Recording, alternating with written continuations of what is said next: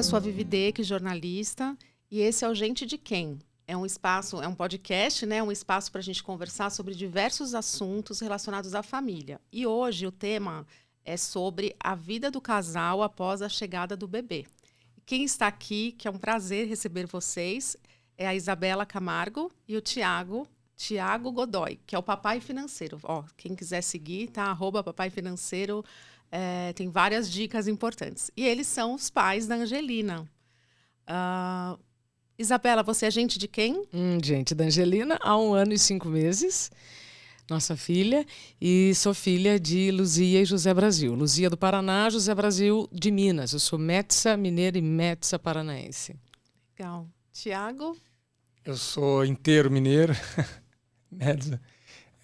Filho de Marília e Luiz e pai de Angelina também. 1 ano e 5 meses. Ai, muito bom tê-los aqui, viu? Bom, hoje a gente vai começar a falar um pouquinho sobre esse tema, sobre a vida, né, do casal pós-bebês, né? E eu queria que você contasse um pouquinho, Isabela, sobre como foi, né, a gravidez, como que foi esse início, enfim, e que você dividisse aqui com a gente a sua história. A nossa, né? Muita gente pergunta, mas como é que você engravidou aos 39? Fácil assim. Por quê? Aos 39 anos, a pandemia já tinha começado, nós até tivemos que ficar um tempo no Paraná, lá na casa de mamãe, lá no sítio. E aí, quando nós voltamos para São Paulo, a coisa estava tão bagunçada, tão estranha. Eu falei assim, Ti, eu tenho 39 anos e vou parar de tomar anticoncepcional. Nós vamos ter filho, né? Então, eu vou parar de tomar agora, porque vai demorar. E não demorou.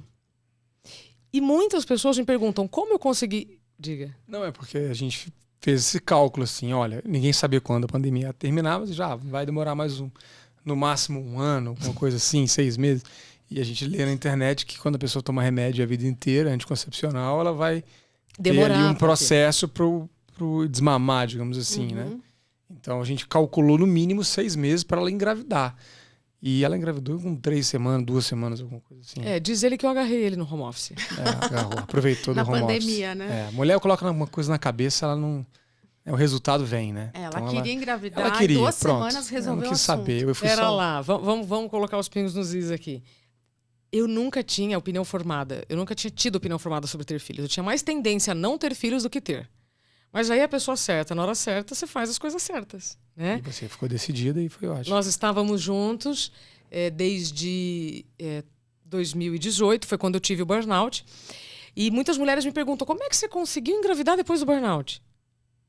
Acho que eu só consegui engravidar por eu ter tido burnout. Porque depois desse episódio, eu vivi um processo aí de turismo interior, né, de terapia e autocuidado. E posso dizer, né, para as mulheres que estão tentando engravidar, que estão aí trabalhando estressadas, enlouquecidas, você só consegue gerar o amor quando você experimenta do amor, do próprio amor. Então eu vejo muitas mulheres muito estressadas, muito angustiadas querendo ter filho e não conseguem. Então, de fato, claro que existem várias questões que vão interferir numa gestação ou não. Mas no meu caso, eu tenho certeza que eu só gerei o amor depois que eu aprendi a me amar. Isso é um fato. Sim. E como foi o papel, né, do Tiago nesse processo, né? Porque aí você engravidou e tinha, né, esse diagnóstico anterior de burnout. E aí, como que foi tudo isso para vocês, né? Eu? Acho que foi um processo ali, né? Eu conheci a Isabela, ela não tinha... Ela trabalhava ainda na TV, mas já estava num processo insustentável de trabalho, no ritmo que... Quando eu comecei, né? Quando a gente começou a conviver, começou a morar junto e eu comecei a ver a rotina dela de perto, eu falei com ela, nossa, sua rotina, ela é... Tudo bem, todo mundo trabalha muito, a gente mora em São Paulo, né? É normal as pessoas trabalharem muito, mas eu acho que o ritmo que você tá é um pouco over. Falei com ela isso, eu lembro, assim, meses antes dela entrar em burnout. E aí foi isso, ela teve esse processo que, né, foi bem complexo, principalmente no primeiro ano. No primeiro ano foi um processo bem intenso. Depois ela foi ali, né, acho que foi se acertando com o próprio, como ela disse, né, com a própria situação dela e entendendo como que ela poderia sair daquilo, né, sair daquela situação que foi uma sequência de acontecimentos, né? E eu acho que foi muito positivo estar, né, ali do lado dela. A gente já morava junto e, né, acho que a gente teria 2 caminhos ali, né? Ou se distanciar ou se aproximar ainda mais. Eu acho que foi o que aconteceu, né? A gente se aproximou ainda mais e ficou junto naquilo, né? E superamos ali juntos, né? Acaba que o burnout foi ela que teve, mas, né, a gente acaba vivendo aquilo, né? Aquilo também me afetava muito. E aí foi um processo. E quando acho que veio a pandemia, a gente ficou, né, aquela incerteza toda, aquela coisa, nossa, né, qual que foi filosófico aquilo, né? Totalmente. E foi pesado, porque muita gente, né, questão gravíssima, a gente começa a pensar na vida, né? O que a gente está fazendo aqui? Por que a gente está aqui fazendo o que a gente está fazendo? Qual que é a razão de tudo isso daqui? Então acho que foi um momento que a gente pensou mais sobre isso, né? Em o que a gente vai fazer daqui para frente. E aí ela estava preparada já estava num outro momento, né? Mais de 2 anos depois do burnout. E aí a gente decidiu ter nossa filha e foi isso, assim. Acho que foi uma parceria que a gente foi construindo. Tem sido assim, né? Isso não significa que não tenha altos e baixos. Claro. Que não tenha momentos de... Não é? Normal, né? Essa sonoplastia maravilhosa. Não, mas é importante dizer, sabe por quê? Porque quem está nos ouvindo agora deve estar assim, nossa, eu nunca encontrei uma situação assim. Não, gente, tem altos e baixos, tem desafios, tem muita disponibilidade em negociar. É isso que eu ia falar. E aprender. A gente chama de altos e baixos porque às vezes o alto e o baixo é diferente de um para o outro, né? Num relacionamento, o que é importante, né? Acho que o que é essencial a gente ter em mente num relacionamento, qualquer relacionamento, pode ser homem, mulher, casal, pode ser, né, família como um todo, até trabalho, é que vai sempre haver a negociação. Todo relacionamento é feito de um processo de negociação e tem horas que você vai ganhar, entre aspas, essa negociação e tem horas que você vai perder essa negociação. Ou seja, tem coisas que você vai conseguir e tem coisas que você vai ter que abrir mão. É assim que funciona. E talvez as pessoas sejam presas numa ilusão de que no relacionamento é só do jeito legal, só do jeito que eu quero. E aí quando tem uma outra pessoa te dizendo que você não quer ouvir e você tendo que fazer coisas que você não quer fazer pelo bem desse relacionamento, muita gente trava, né? Porque não, quando eu estava sozinho eu fazia tudo que eu queria, agora porque eu tô com outra pessoa, vou ter que negociar? Sim. Na vida a única maneira de não negociar é vivendo sozinho de tudo, completamente sozinho. O meu marido, o Júlio, fala assim, que amar é ceder.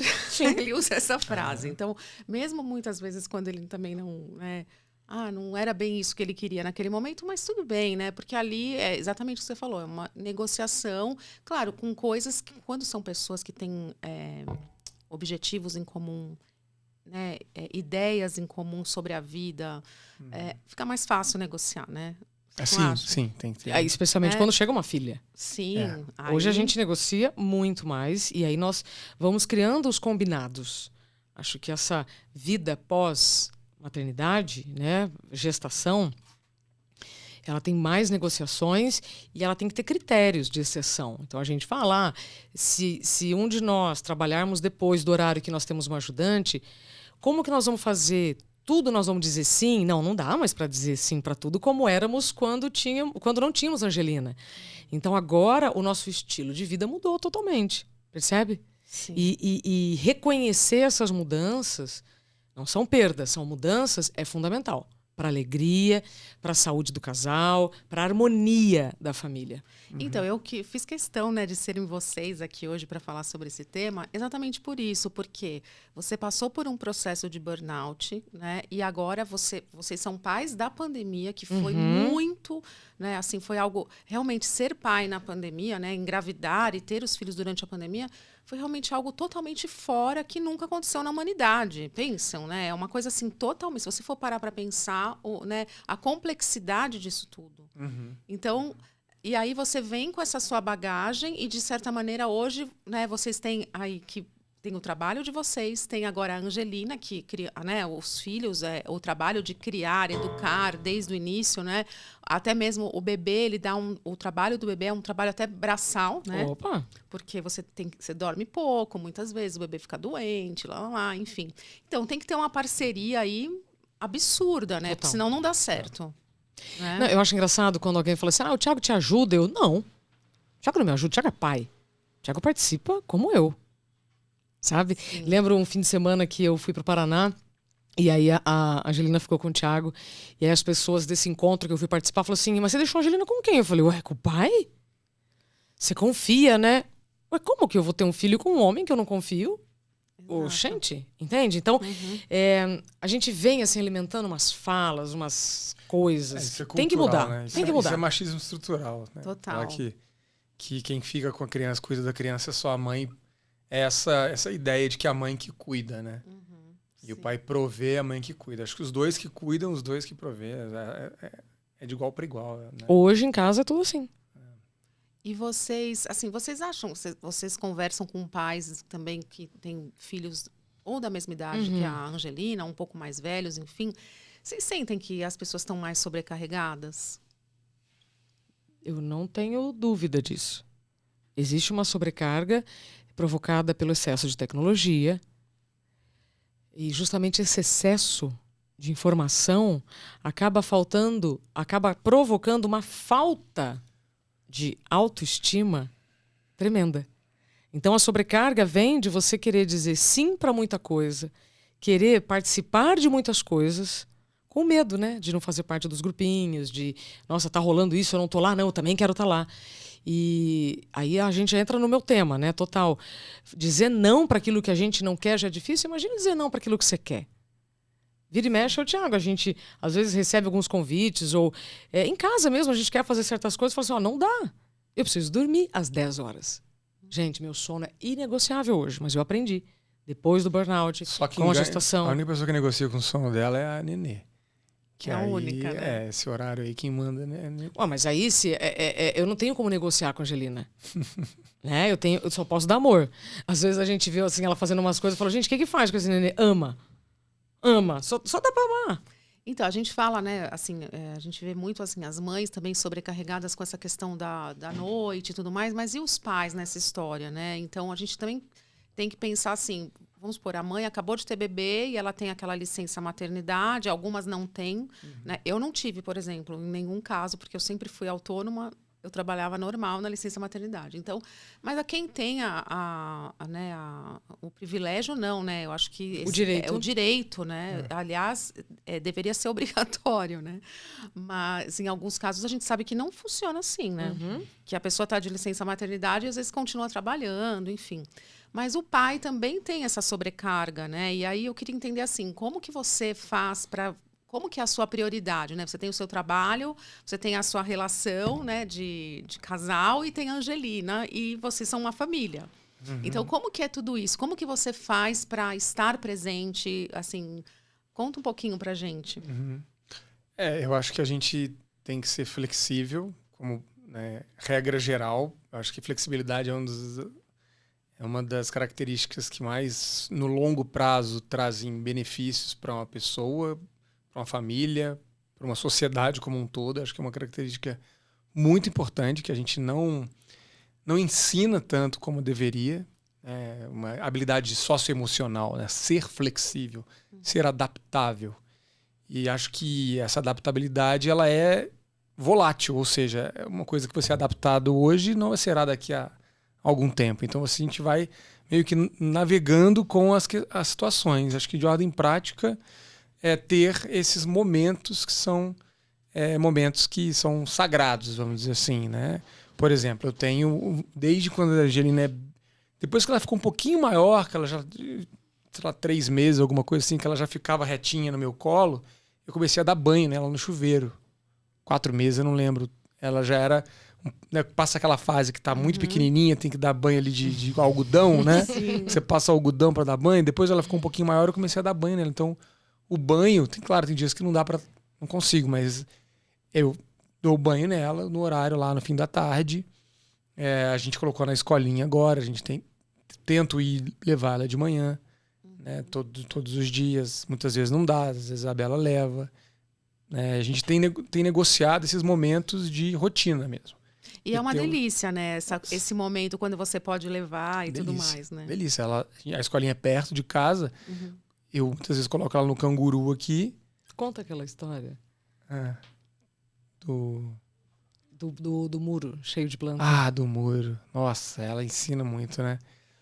A gente vai, então, no canguru, pelo caminho 5 minutos ali da nossa casa. E tem um cachorrinho, ela passa o cachorrinho. Uau, é uma diversão, é um evento, né? E aí tem um lugar lá no caminho que tem uma pessoa lá que tem uma casa com um muro alto, ela colocou uma cerca viva, né? Uma planta mesmo. Só que ela não tá podando aquela cerca viva, então é uma coisa que não sobra calçada para as pessoas. Eu sempre passava ali e falava, que absurdo, né? A pessoa não se dá, né? Ali, poxa, é um respeito com os pedestres, né? Os transeuntes que estão aqui e que não conseguem passar na calçada, tem que passar na rua. E aí eu fui, claro, porque ela é pequenininha, eu não quis passar na rua com ela, fui pela calçada ali, meio que me apertando entre o carro e a cerca viva das plantinhas, meio mal-humorado com a situação, e ela, vindo aquela floresta, ela começou a gritar de emoção, achando aquilo ali uma coisa maravilhosa. E eu falei, olha só, tá vendo? A criança, ela aproveita o que ela tem ali, é tudo uma festa. Total. Tem uma frase no seu livro, só voltando um pouquinho, eu até vou contar um episódio aqui, a gente gravou de novo, viu, gente? A gente já tinha conversado um pouco, deu uma queda aqui de energia, então eu vou retomar esse assunto. No livro da Isabela, para quem não leu, leia lá em casa, ele fica ali, já está até um pouco gasto. Ótimo, livro viu? bom é livro usado. Marcado. Então, para quem não conhece, chama Dá um Tempo. Como Encontrar Limite em um Mundo Sem Limites. É um livro, assim, que você mesmo diz que não é um livro de autoajuda, tem muita pesquisa. É um livro, assim, rico de pesquisas, assim, é incrível.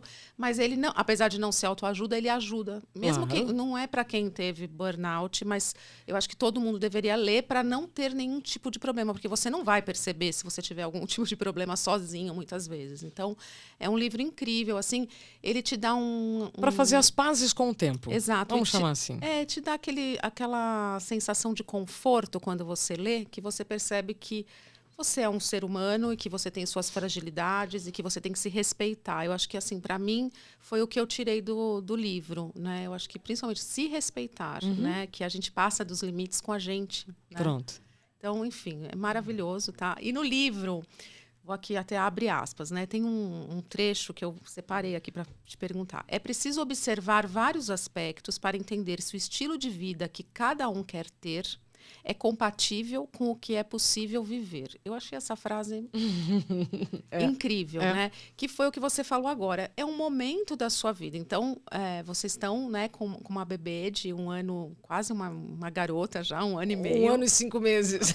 Adultinha. Amanhã, aliás, o dia que a gente está gravando esse podcast, um dia depois. 1 ano e 5 meses. Então, assim, né... A mesma coisa, você, né, não é que você perdeu, como eu achei ótimo que você disse, você não perdeu, vocês só transformaram, né, tanto a relação de vocês, como a relação de vocês com ela, que está chegando, que tudo muito novo, né, vocês são pais pela primeira vez. E aí a gente também resgata um pouco, né? Vocês também sentem esse resgate, assim, de como seu pai foi com você, seus pais foram com você, e até questionamentos, não, isso eu não quero fazer igual, isso eu acho incrível, eu vou fazer igual, né? O tempo inteiro. Isso daí é... Cada coisa que eu faço hoje, eu penso como foi minha infância. E exatamente isso. O que a gente mantém, né? Que é eterno. E o que a gente muda, porque também o mundo mudou muito, né? Essa coisa da flexibilidade, a resistência às coisas, é porque a gente tem uma dificuldade cognitiva mesmo de se adaptar ao novo. A gente não tem o que é novo, né? O que se fala sair da zona de conforto, é porque nunca existiu essa zona de conforto. A gente está sempre em mudança. Então, tem uma resistência nossa de aceitar a mudança e acho que e entender também o contexto, né? O que a gente está vivendo hoje, qual que é o nosso contexto, o que a gente quer passar para frente, o que a gente vai... o que a gente aprendeu nesse meio do caminho que a gente vai trazer, porque a gente aprendeu, né? Então, teoricamente, nós somos uma versão melhorada dos nossos pais, a gente quer que nossos filhos sejam uma versão melhorada da gente. É um processo, né? Lá em casa é constelação familiar todo dia. Que lindo. Né? Vocês sabem o que é constelação Sim, familiar, sim. gente? É uma ferramenta maravilhosa de autoconhecimento e que você vai organizando o sistema. E você vai entendendo, olha, isso sim, isso não.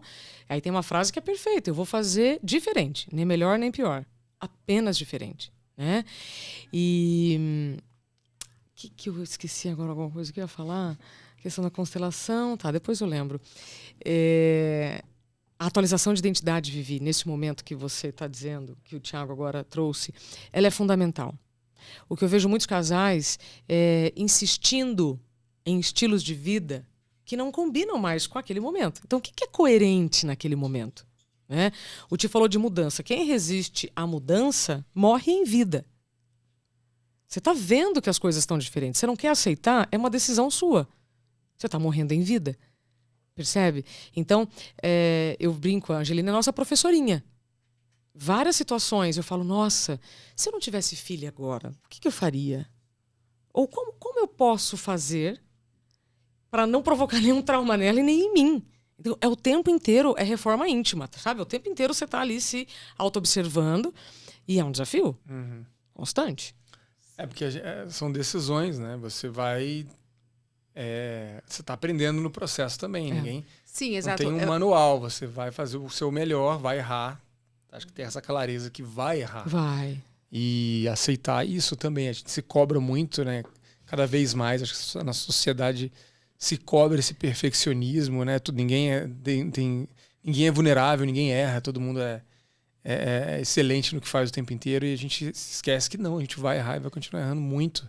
E aceitar o erro é muito importante, né? Lembrei de um episódio do erro. Quando a Angelina nasceu, ela nasceu na semana mais fria do ano. Um frio, gente, mas um frio. Aí, mais frio do ano, acho que o mais frio do ano em 5 anos. Foi um dos... Estava 2, 3 graus em São Paulo. Só botar no Google 2021. Aí, junho de 2021. Foi bem punk. Aí, Vivi. E fala com uma amiga, e lê não sei o quê, e segue aplicativo, e faz a malinha. Tudo certo, né? Aí chega em casa, encapota a menina, enrola.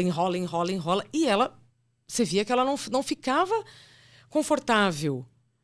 Depois de 1 semana e meia, alguém me falou assim, mas você não tá colocando meinha no pé dela? Eu, meia? Que era o mais simples, mas né? O mais assim, meia. óbvio. A gente colocava 2 calças. Eu não sei, tá? Não, a gente não colocava meia. Se foi a meia ou não que fez ela mudar o status, né, de desconfortável para confortável, não sei, mas mudou. Então, a gente vai errar com as coisas mais simples. Sim, até porque algumas coisas que são óbvias, mas naquele momento não é, né? Não tem como, né? Não dá para generalizar, né? Quando você fala... quando você comentou sobre a gravidez, eu só retomando um pouquinho... Você falou, né?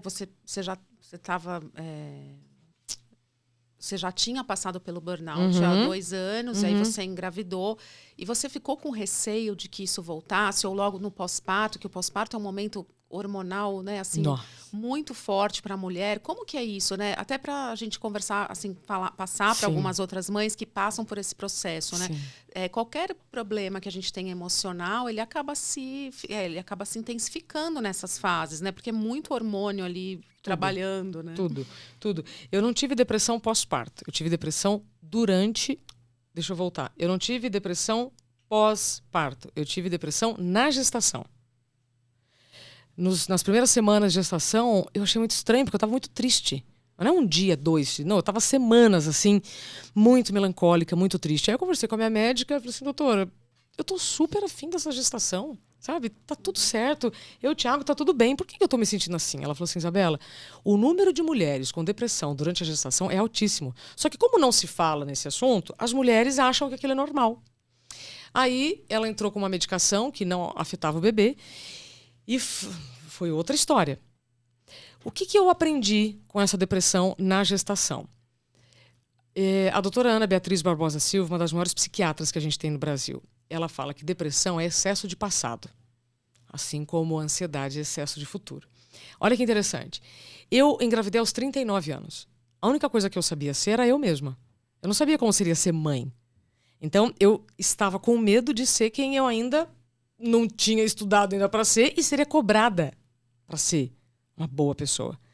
Então, é um misto de medo do que está por vir, apego ao passado do nosso, mas eu vou deixar de ser quem eu sou para ser uma pessoa que eu ainda não sei quem é e vai ser muito cobrada. Então, são essas perguntas que fazem muitas mulheres sentirem tristeza. Então, vou contar um negócio para vocês.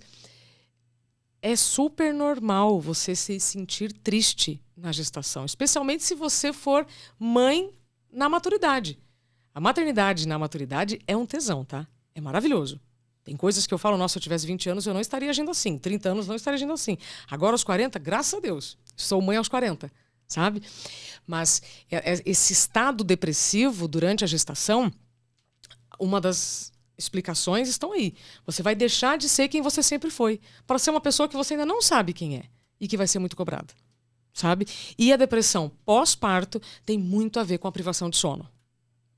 Sim, né? Muito. Tô doida, aliás, quero fazer um convite para a Loli para a gente fazer uma pesquisa pós-parto, sabe? Porque, Vivi, tenho certeza que a depressão pós-parto tem a ver não só com os hormônios, mas com a privação de sono. Sim, porque é muito...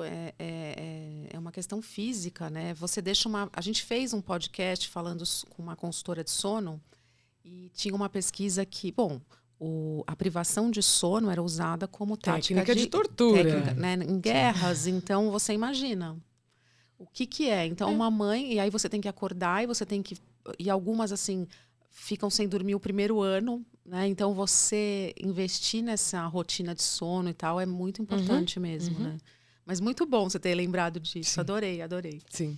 Bom, um outro lado que eu queria falar também com vocês seria assim, a dinâmica da casa, sabe? O dia a dia, assim, né? Porque também tudo isso muda. Então, vocês que são, né, que se conheceram já mais velhos, na maturidade, cada um tinha a sua história, né?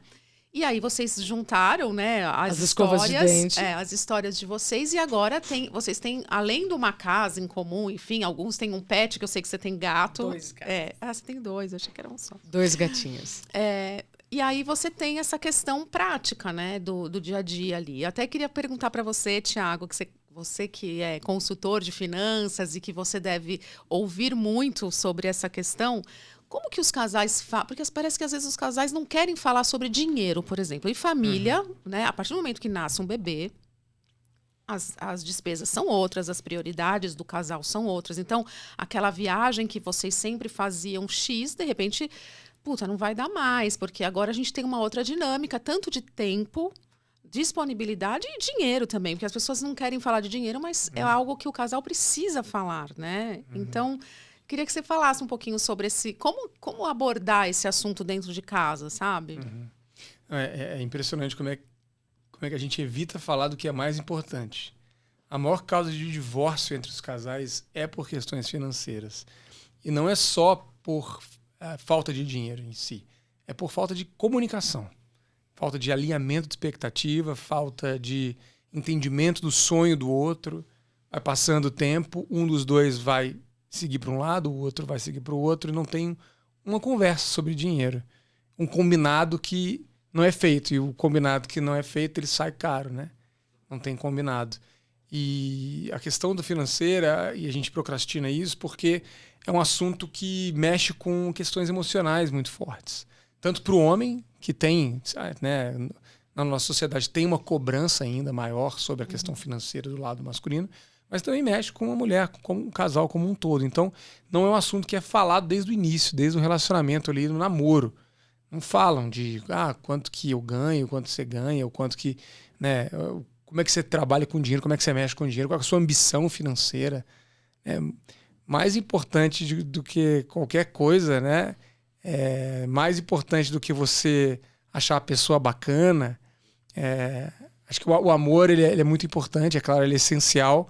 Mas se você não tem um alinhamento de expectativa, você vai estar num relacionamento que já está nascendo para lados opostos. Então, falar desse assunto tem que ser algo natural e tem que ter os combinados. Não tem uma regra. Uma regra, tem que ser assim, faça assado. Acho que cada um vai descobrir justamente essa regra se começar a se comunicar. Porque se eu sei que a minha cônjuge, né, tem uma renda X e a minha renda é diferente dela, a gente vai saber como a gente vai manejar aquilo, né? Tem que ser algo equilibrado. Tem vários formatos e o que eu não vejo é as pessoas falando disso e deixando por baixo do tapete. A gente já fala isso desde o início, acho que por conta também de eu trabalhar com isso, a gente fala e tem os nossos combinados que vão mudando com o tempo também. Isso. Não são combinados que são os mesmos desde sempre. Com a filha é diferente, a gente tem outros gastos, outras coisas, outros planos também, né, para o futuro. Então isso a gente vai se acertando e também, assim, aquela história de... não tem uma... a gente não é tão rigoroso assim, né? Um pouco de casa de ferreiro, espeto de pau. Não. Deixa eu falar um negócio. Tem umas coisas que acabam Claro. que a gente tem também que definir. Assim, tomar decisão não é tão simples. Acho né? que o que a gente mais faz na vida, assim, e ainda bem, é tomar decisões. 35 mil por dia. Olha, esse dado é importante. 35 mil por dia. Foi um estudo feito pelo psicólogo Barry Schwartz. Está no livro Paradoxo da Escolha. 35 mil decisões. Como é que você vai escolher bem? Se conhecendo bem. Se você não atualiza a sua identidade, você está tomando decisões hoje com as suas características de ontem. Eu estou querendo levar uma vida com o Thiago casada como a gente era solteiro. Não dá. Entende? Então essas decisões são muito importantes. E essa atualização de identidade é algo que você... Muito, muito legal esse termo que você usou, enfim, que eu não tinha ainda ouvido falar desta maneira. Mas é importante para o resto da vida, né? Porque você vai passando atualização de identidade quando você está mais velho, ou porque você vai ter algumas coisas que você não vai mais poder fazer por uma questão até de física, ou por uma questão que naquele momento não é mais possível. Né? Enfim, é muito importante, né? Que número você calça? 37. Você já calçou 35, né? Já calcei 36. Já. 35, 36, 34. Sim. Se eu te der agora um sapato 35, serve? Não. Se você ficar encolhendo, apertando o pé para entrar, ele pode até ser que entre, mas não vai ser legal. E isso é o que muitas vezes a gente faz na vida. A gente se encolhe para caber em rótulos, lugares, convivências, relacionamentos opressores, abusivos, etc. Toda vez que você se encolhe para caber em algum lugar, tá errado. A atualização de identidade também já te ajuda aí, porque primeiro é você. Antes a gente está falando aqui de filho, tal, família, mas primeiro é você. E essa atualização de identidade, ela é tão importante. Primeiro é você com você, depois você com o entorno. E às vezes eu falo pro Thiago, assim, Thiago, atualiza a identidade aí, eu já não faço mais isso. Comportamentos que eu sempre tive, que agora eu não tenho mais. E só para fechar, que eu já passo a falar para vocês, nasce um filho, tem que nascer... Gente, não é publi, tá? Hashtag não é publi. Nasce um filho, tem que nascer um Splitwise, que é um aplicativo que você vai colocando as contas e aí vai dividindo. E aí, então, por exemplo, finaliza o mês, você vê quem gastou mais, quem gastou menos, e aí pagou um outro, acabou. Tchau. Acerta as contas. Ótimo. Nasce um bebê, tem que nascer um Splitwise, tá, gente? Nem sei se você paga. Acho que esse aplicativo não é pago, não é gratuito. Não, ótima dica. Paga. Tem uma versão paga que tem os relatórios lá, eu gosto de ficar vendo os relatórios. Você paga? Pago, Não, mas é ótimo, né? É ótimo, né, Isabela? Porque tem ele é o homem das planilhas, né? Ele é o homem das planilhas. Não fico. Acho que essa coisa de planilhas, isso é um perfil de pessoa que é muito específico. 1% das pessoas é assim. E é muito chato você querer que as pessoas sejam assim. Eu não sou assim. Acho que é muito simples essa questão financeira. É você, primeiro, gastar menos do que você ganha, né? Se você calça 36, você não vai querer ter um sapato 42, né? Porque as pessoas fazem isso. Sim. Não calça 36, mas quer botar um 42. Não vai conseguir, vai ter problema, vai cair. Você tem que ter uma renda, tem que olhar para sua renda, entender qual que ela é, não gastar, né, mais do que você ganha. E de preferência, né, você conseguir ter durante o tempo, durante a vida, uma parte do que você ganha, sempre você poupar e investir. Se você faz isso, você vai ter uma saúde financeira. Né? Acho que é esse o ponto principal. Essa ideia de que investir, para a pessoa ficar rica, é um discurso meio furado, que já tem caído aí, né? Sim, porque isso não é... Talvez dê like, né? Talvez isso dê engajamento na internet, mas quem já entrou viu que não é por aí. É mais essa saúde de você saber lidar com sua grana direito, olhar para o futuro e ter também, acho que, uma previsibilidade, que eu falo muito, e a gente não olha para o longo prazo, a gente olha malemar para o curto prazo. Exemplo, a gente tem uma filha. Em algum momento a gente quer que ela faça faculdade, né? Então, assim, a gente já tem aí investimentos que a gente tem feito que pode ser o que vai ser a faculdade dela, para o longo prazo. E no mercado financeiro tem isso. Eu tenho lá para ela, por exemplo, um Tesouro IPCA que eu fiz, que é um investimento de longo prazo, que vai render a inflação mais um percentual pré-fixado, mais 5% nesse caso. Então, daqui a 10 anos, esse investimento vai ter rendido, só que ele tem um prazo de vencimento. Se eu sacar antes, eu perco dinheiro. Se eu tiver paciência e esperar ele vencer, eu vou voltar com um investimento maior no meu bolso. Então, é esse tipo de antecipação que você começa a ver e se planejar um pouco. Acho que isso que é o mais importante também. Você olhar para o que você já tem como perspectiva. Pô, eu quero viajar daqui a 2 anos, né, fazer uma viagem dos sonhos daqui a 2 anos, daqui a 3 anos. Pô, se planeja para fazer isso. E se planejar até para o segundo filho, né? A gente fala tanto assim, eu acho assim, as pessoas... Olha eu aqui já, Isabela. Mas essa questão do segundo filho, né? Eu que tenho 2 filhos, por exemplo...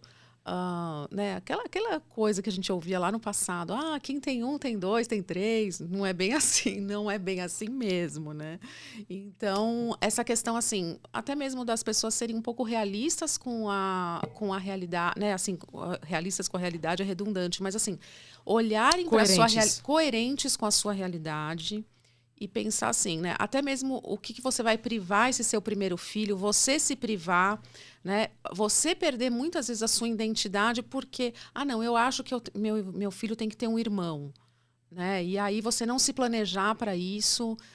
Eu vejo muita gente depois assim até frustrado, né? Ninguém fala, eu me arrependi, mas frustrado com a vida, com a situação, casamentos também dando errado por isso, porque às vezes um quer ter o segundo filho, o outro não. Então é uma conversa também que precisa ser muito assim aberta, né? Além da questão financeira, a questão de disponibilidade, né?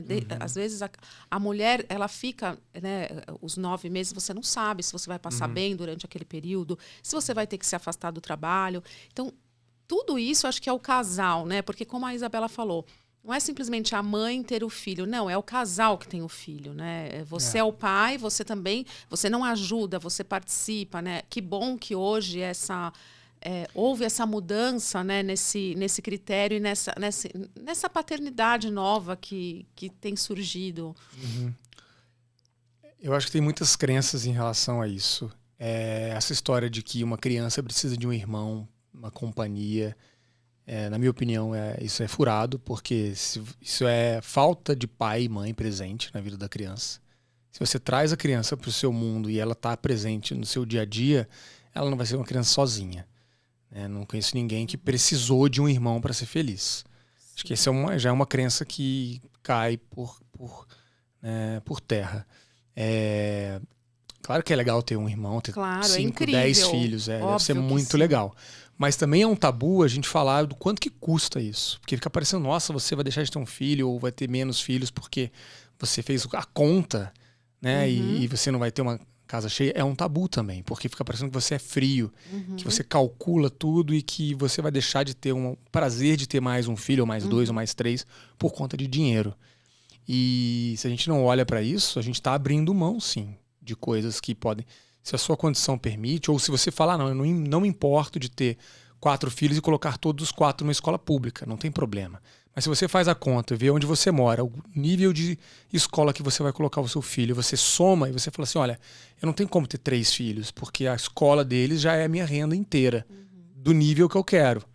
Então é fazer esse tipo de conta e realmente tomar uma decisão madura, adulta. Que ter filhos é bom, é maravilhoso. E de quem você é, né? O que você quer, o que você acredita, o que você busca. O que você falou, tem pessoas que ok, ter uma vida mais simples, não se importam com certas coisas. E outros têm sonhos mais, até outros objetivos, enfim. E tudo bem, tá tudo certo para todo mundo, né? Sim. Mas deve ser do casal, né, Thiago? Acho que o casal tem que, nesse caso... uma decisão. Acho que a gente já falou sobre isso, né? E eu já falei, olha, Bela, se você quiser, de verdade, a gente tem. Eu não tenho aí uma opinião formada, assim, não quero ou quero muito.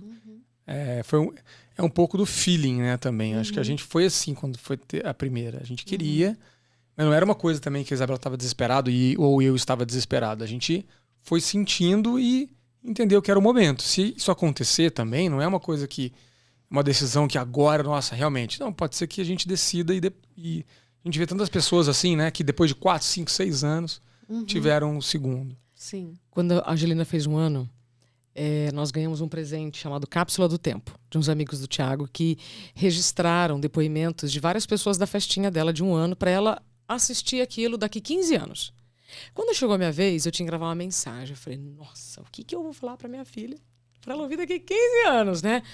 Aí eu fechei o olhinho assim, eu te chamei, né, Vivi? Você não estava aqui, você lembra, né? Eu não estava. Não estava. Bom, aí eu fechei o olho, eu já sei. Filha, você pode mudar de ideia. Provavelmente agora, aos 15 anos, você tem certeza a faculdade que você quer fazer, se você estiver gostando de alguém, e nossa, certeza de tudo. Você pode mudar de ideia. Nossa, lindo. Porque isso. para mim isso, Vivi, muda tudo. Eu fui aprender isso já com cabelos brancos, sabe? Eu já estava já na minha carreira profissional, por exemplo, lá adiante. E você saber que você pode mudar de ideia é muito importante, sabe? Só que você também tem que estar preparado para lidar com pessoas que resistem a isso. E ok, a sua verdade é o mais importante, é aquilo que vai te fazer bem. Sim, e a gente sabe, né? Não tem regras, né? A gente sabe que as dinâmicas familiares, o que cada um viveu, né? A gente fala aqui, até quando a gente faz a abertura aqui desse podcast, a gente fala muito sobre isso, né? Sobre a diversidade das famílias, né? Então, hoje a gente tem muitas famílias, né? Que são chamadas de famílias mosaicos. Então, você tem os meus, os seus, os nossos e é uma grande, né? Uma grande família ali com todos os seus desafios, né? Diferenças, enfim. E, obviamente, o que você falou sobre mudar de ideia... É assim que a gente cresce, né? É assim que a gente cresce e que a gente acaba até mesmo olhando fora daquilo que a gente achava que era uma certeza na vida. Então, os cientistas sempre acham que estavam errados, né? O trabalho do cientista é esse. Eles sempre chegam à conclusão, não, eu estava errado, e aí ele vai, e aí ele descobre uma coisa incrível.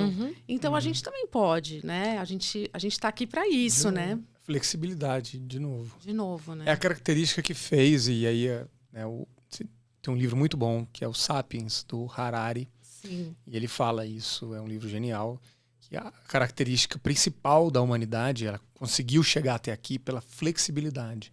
Não foi a mais forte e nem no início a mais inteligente. Mas a flexibilidade, a capacidade de se unir como grupo em torno de um bem comum foi o que fez o ser humano superar todas as adversidades e se espalhar por todos os cantos do planeta. É o único ser vivo, né, do tamanho dele, né? Claro que tem bactérias, tem coisas menores, seres unicelulares, mas é o único ser mamífero que conseguiu se espalhar por todos os climas e por todas as regiões do planeta. Então, quer dizer que, assim, a gente pegando a palavra, né, que a gente falou muito sobre essa palavra, né, flexibilidade aqui na nossa conversa, é isso, né? A vida do casal pós-bebê, ela vai acontecer, né, pós-filhos, com flexibilidade. Com flexibilidade, tudo vai se encaixar, né? Eu acho que você ouvir, né, o outro, eu acho que isso é sensacional, assim, você ter essa escuta muito... Você treinar essa escuta, porque essa ansiedade que a gente vive, né? A gente tá falando, eu tô te ouvindo, mas aí ao mesmo tempo você já está pensando naquilo que eu vou te perguntar, ou você não, ou se é um assunto polêmico, então eu nem estou ouvindo, né? Não, eu nem estou ouvindo o que a pessoa está dizendo, né? Então, e eu acho que essa dinâmica quando acontece isso com o casal é terrível, né? Para mim, a palavra é respeito. Com respeito você ouve, com respeito você tem empatia, com respeito você experimenta, mesmo sendo diferente daquilo que você considerava bacana, sabe? Para mim é respeito. Maravilhoso. E realmente entender essa negociação. Não tem como você não ter essa flexibilidade de que muitas horas tem que ceder. o pessoal fala engolir sapo, né? Tem que engolir logo o brejo inteiro e ser feliz, né? É melhor você entender esse processo do que querer estar certo é uma grande ilusão, né? A gente quer estar certo, a gente quer provar para o outro que a gente está certo. Sim. Isso é uma grande ilusão, porque não existe o certo. Tem momentos tem momentos que você precisa se posicionar. Se posicionar, acho que é uma questão aí dentro. Se posicionar. Agora, quando você tem ali um bem maior, uma coisa mais importante do que o que você acha, você vai abrir mão. É claro que tem N situações, mas você vai abrir mão do que você acha que é o que tem que ser feito, né? Não tem como. Sim. Eu queria falar só pincelar um último assunto aqui. A gente falou um pouco falamos, né, sobre trabalho. Queria até que você pegasse um pouquinho que você falou no início, falando um pouquinho do seu trabalho, né, da sua carreira, Isabela. Como que foi que, né, você chegou exatamente aonde você queria, né? Conta um pouquinho para as mães aqui que se inspiram muito em você. Vou contar bem rapidinho por causa do tempo, tá? Eu sou jornalista, fiquei 24 anos nas principais emissoras de rádio e TV e vivi um burnout. Esse burnout foi um apagão ao vivo que me levou a um afastamento de 2 meses e 15 dias e quando eu voltei eu fui demitida. E aí começa uma nova jornada. Muitas mulheres me procuram também quando falam de empreendedorismo feminino. Muitas mulheres, depois da gestação, são obrigadas a empreender porque não tem mais aquele ambiente que sempre foi o dela para chamar de dela. Eu tive que empreender forçadamente depois da minha demissão. Eu não estava esperando ser demitida, não estava esperando parar ali aquela carreira naquele lugar. E aí eu comecei a empreender. O que eu posso dizer, Vivi, da minha carreira, o que eu hoje deixo, né, como uma dica final, se eu posso chamar de dica, mas é uma sugestão, a gente precisa cuidar da nossa saúde enquanto há saúde. Você pode ser o melhor profissional do mundo, ganhar o melhor salário, ter os melhores bônus, mas se você estiver perdendo saúde e relacionamentos, tem alguma coisa errada. Não se deixe para depois. Sabe? Sim. Aí já é o tema de um outro podcast para a gente falar sobre produtividade sustentável. Né? Como é que você vai alcançar o que você quer sem perdas pelo caminho? E eu acho que isso, a gente falando agora dos filhos, né? Eu acho que vocês vão passar muito isso para Angelina, né? Assim, uma visão completamente diferente de trabalho do que nós tivemos, né? Porque, por exemplo, os meus pais, para eles, eu sou autônoma há muitos anos, né? Então, por opção, né? Trabalho home office, que ninguém nem falava em home office, eu já trabalhava nesse formato. Mas para os meus pais, por exemplo, a questão do trabalho é assim, não, você vai entrar numa grande empresa e você vai ficar ali desde novo até você se aposentar. Eles tinham, né? Era o modelo. Era um modelo mental daquela época e o modelo de trabalho e tal. E sabe o Piangers? Ele tem um vídeo muito bom que eu fiquei falando... na verdade, eu olhei aquele vídeo e fiquei triste. É tipo alguns cutucões que o Thiago também... Eu acompanho o seu Instagram, né? E às vezes eu recebo uns cutucões lá e falo, caramba, eu não queria nem ter lido isso, mas agora eu li, eu tenho que lidar com isso. Que são ótimos. Essa é a ideia, né, Thiago? Essa é a ideia. Tem que, né? Tem que incomodar. Tem que incomodar. E aí me incomodou. É lindo o que ele diz, o Piangers, mas me incomodou, porque ele diz assim, né?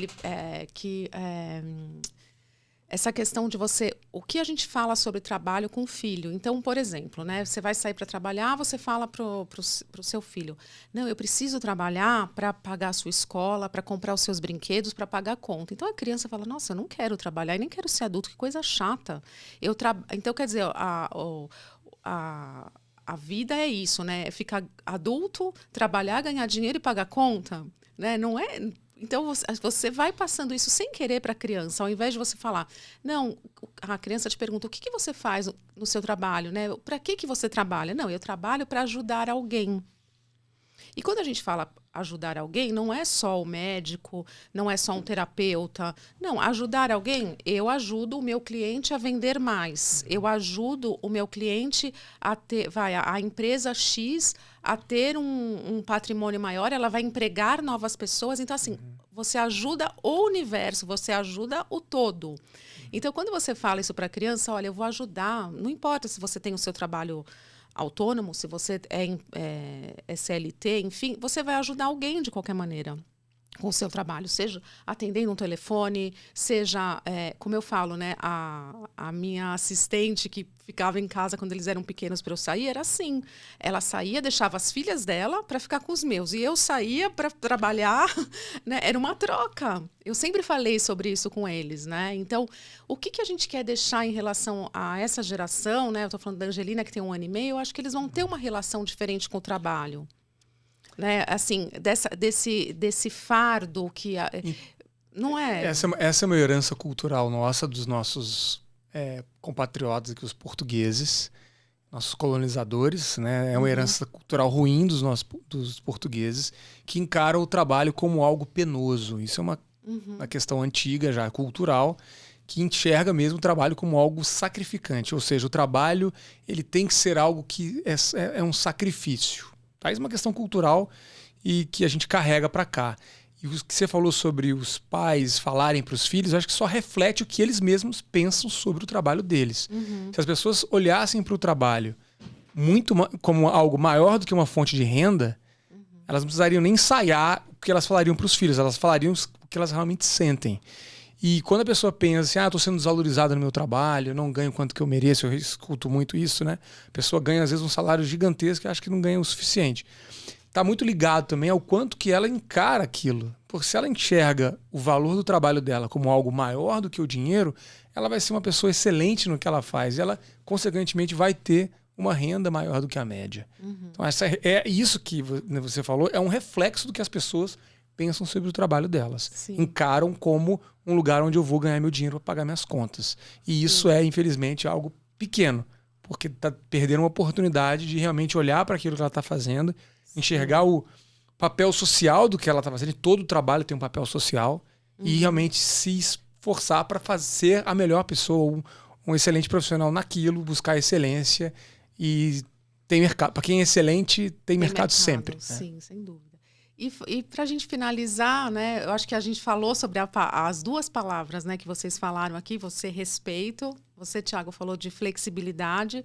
Aí eu queria que vocês finalizassem aqui nossa conversa, que foi uma delícia. Pena que o tempo vai acabar, porque a gente pode dar 3 podcasts aqui. Com certeza, Vivi. Se fosse ao vivo, porque eu adoro ao vivo também, porque quando a gente fez ao vivo tinha interação e tal, a gente ia longe aqui hoje. Não, mas o bom das redes sociais também é que quem quiser continuar, né, se comunicando conosco, tá fácil. Sim, Papai sim. Financeiro, meu é Isabela Camargo Real. Vivi, eu vou pegar aqui uma frase que o Thiago falou, junto com isso que você acabou de dizer. Tudo que nós estamos falando aqui tem a ver com decisões e tem a ver com a negociação que a gente faz com o próprio tempo. Assim como o Thiago falou, eu não preciso de uma planilha para entender que eu preciso gastar menos do que eu ganho. A gente não precisa de uma ferramenta nova para gerir o tempo. Nós já temos o principal equipamento para a gestão do tempo, que é o relógio.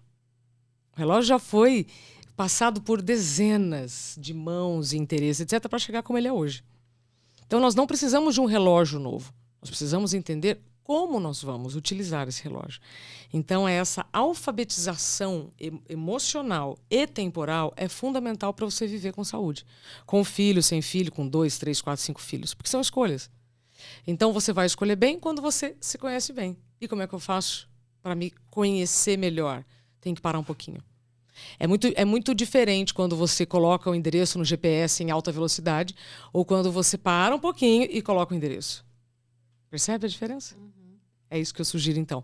Por mais corrida que a sua vida esteja, por mais desafiadora, por mais demandas, para um pouquinho. O que você pode eliminar? O que você pode delegar? Mamãe falou, é melhor cabelo limpo do que louça limpa, tá?